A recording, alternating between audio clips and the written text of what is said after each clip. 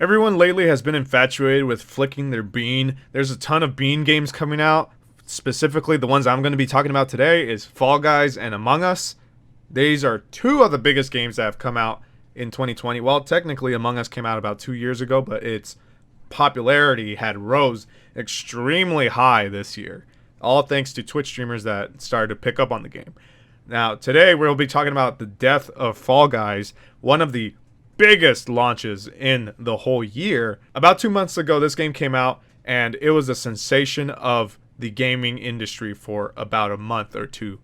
And this game had blown up with memes, tons of streamers playing it, and tons of cash to be made as well, thanks to the store, as well as millions of players hopping onto this game and playing it all at once. So much so that their servers ended up crashing about a couple weeks in, and they had to up their server capacity later down the line.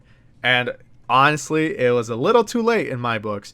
This was a extremely powerful and popular game thanks to its new unique nature of being a battle royale, but with a game mode twist where it's more of like a Mario Party rather than a shooter FPS that everyone is used to by now. Just about every battle royale out there is a shooter, but this is the first time that a Mario Party style battle royale game had come out, reminiscent of the times when people would watch game shows like MXC, Whiplash, Takeshi's Castle. All of those had influenced this game in some manner, and it worked. This game was super colorful, super fun for a while, but the problem is it started to get real stale. The game had about maybe, I want to say about 12 stages in total.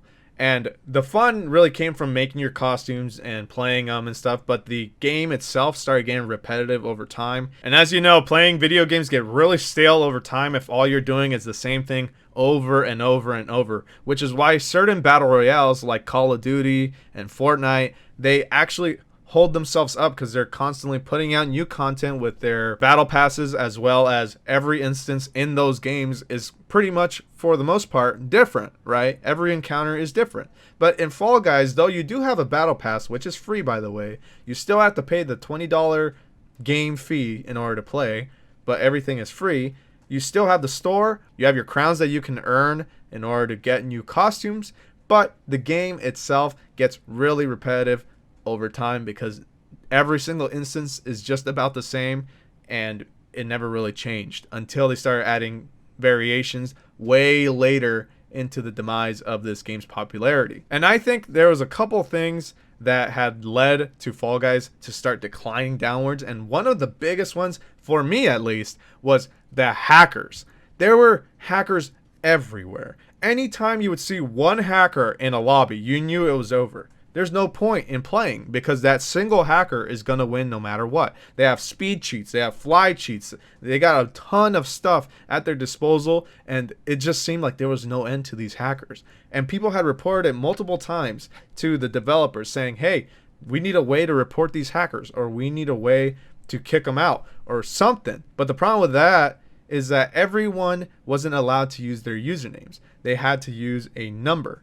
And this was for the purposes of their servers, as well as the protection of certain streamers and etc. etc. Before, they used to be able to show those names. I think on PlayStation exclusively you can do it, but as far as the PC games go, and then later on the PSN, they totally got rid of names and they made it so where you only had a number that's situated to you. And the problem with that is that actually disallowed reporting because there was only 4 digits to those name codes, which means there's only a total of about 10,000 numbers that you can create out of those things. And when there's millions of people playing your game, those numbers get shared across the network, which means you can't really report one single number, because if you reported that single number, all of the people attached to that number are going to get banned, which would lead to innocent people getting banned for no reason. So that was already a problem that they didn't fix from the get-go, and even though people had said, please fix this, give us a way to report these guys, give us a way to get these guys out of here, the developers kept pushing back saying, you know what, our anti-cheat is good enough, when it clearly wasn't, because people kept going around that anti-cheat and were cheating anyways, until way later on when they actually did something called Cheater Island, where anyone who had cheated would be sent there. But even at that point they could still earn crowns and they could still play, but they would be playing with other cheaters. It just didn't really help. And then finally, later on, they actually managed to get rid of the hackers, and now it's pretty clean for the most part. Another problem that led to the demise of Fall Guys is the fact that there was just no variations to the stages until way later, right?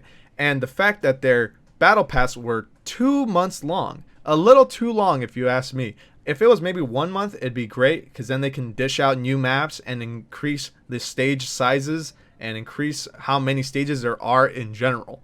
And Season 2 had just been released. Everyone was hyped up for Season 2 because finally, something different. And when it hit, it was only 4 new maps and then a new battle pass. 2 months! They had 2 months to develop new maps and other game modes. And all they did was add 4 new maps in this new latest season. That's not enough. That's not enough. 2 whole months. That's just not enough. That is disappointing. I tried it out myself. You can barely get in those stages anyways because there's so many of the vanilla stages that they mixed in all of the Season 2 maps with all the Season 1 maps, so you generally get more of the Season 1 than the Season 2 maps anyways, and it's just luck of the draw to get the new content. They could have at least made a playlist of all of the new stuff from Season 2, but again, they didn't make enough content, so that's probably why they didn't make that playlist in the first place. When there's no innovation, that game's gonna die. Simple as that. Look at PUBG, that's what happened too. And then third, and the biggest reason that I think Fall Guys had died for, was the fact that Among Us was brought up.